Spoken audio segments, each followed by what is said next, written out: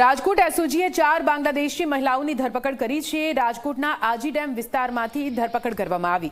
કેટલા સમયથી ભારતમાં રહેતી હતી તે દિશામાં હવે તપાસ શરૂ કરવામાં આવી છે। પોલીસે તમામ મહિલાઓને ડિપોર્ટ કરવાની પ્રક્રિયા હાથ ધરી છે। 5 દિવસથી મહિલાઓ રાજકોટમાં આવી હતી। અત્યાર સુધીમાં કુલ 38 બાંગ્લાદેશી મહિલાઓ ઝડપાઈ ચૂકી છે।